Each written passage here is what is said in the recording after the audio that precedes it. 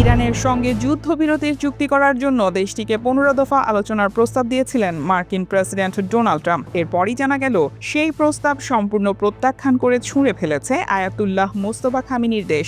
যদিও এর আগে ট্রাম্প তেহরানের সঙ্গে ফলপ্রসূ আলোচনা হয়েছে বলে দাবি করেছিলেন। প্রভাবশালী মার্কিন সংবাদ মাধ্যম নিউ ইয়র্ক পোস্ট জানিয়েছে 25 মার্চ ট্রাম্পের 15 দফার শান্তি পরিকল্পনা পুরোপুরি প্রত্যাখ্যান করেছে এবং যুদ্ধ বন্ধের জন্য নিজস্ব একগুঁয়ে ও সর্বোচ্চ দাবিগুলো পেশ করেছে ইরান। তেহরানের রাষ্ট্রীয় গণমাধ্যমের খবর অনুযায়ী তেহরান মধ্যস্থতাকারীদের জানিয়েছে যে ট্রাম্পের পরিকল্পনা তাদের কাছে গ্রহণযোগ্য নয়। ইসলামী বিপ্লবী গার্ড বাহিনী IRGC ঘোষণা করেছে যে উপসাগরীয় অঞ্চল থেকে সব মার্কিন ঘাঁটি প্রত্যাহার এবং ইরানের উপর হামলার ক্ষতিপূরণ না দেওয়া পর্যন্ত তারা অবস্থান পরিবর্তন করবে না। মার্কিন বাহিনীর প্রত্যাহারের পাশাপাশি ইরানের পক্ষ থেকে দাবি করা হয়েছে বিশ্বের 20% তেল সরবরাহকারী গুরুত্বপূর্ণ সমুদ্রপথ হরমুজ প্রণালীর ওপর তাদের পূর্ণ নিয়ন্ত্রণ থাকতে হবে।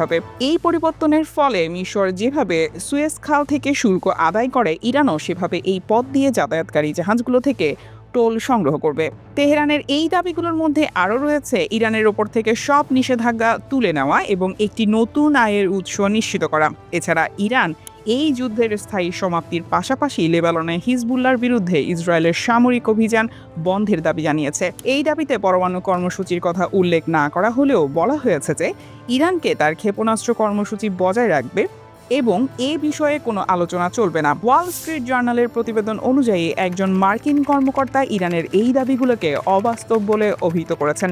ইসরায়েলের চ্যানেল 12-এ প্রকাশিত ট্রাম্পের প্রস্তাবগুলোর সঙ্গে ইরানের এই দাবিগুলোর সরাসরি সংঘাত রয়েছে। অন্যদিকে প্রেস টিভিকে দেওয়া এক সাক্ষাৎকারে একজন ইরানি কর্মকর্তা ট্রাম্পের দাবিগুলোকে বাস্তব বিবর্জিত বলে উল্লেখ করেছেন। ওই কর্মকর্তা বলেন, বর্তমানে চাপিয়ে দেওয়া যুদ্ধ বন্ধের লক্ষ্যে আমেরিকার দেওয়া একটি প্রস্তাবে নেতিবাচক সাড়া দিয়েছে ইরান।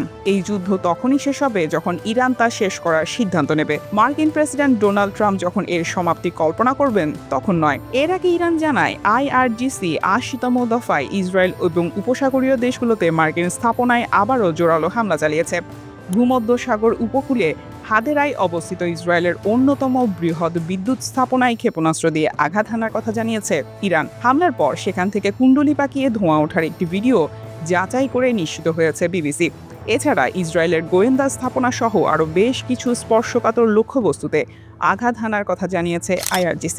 এদিকে ইসরায়েলি পুলিশ স্থানীয় গণমাধ্যমকে জানিয়েছে উত্তরাঞ্চলীয় শহর কিরিয়াত শমোনার একটি আবাসিক এলাকায় একটি ক্লাস্টার মিসাইল আঘাত হেনেছে। News desk, দুতিয়াল।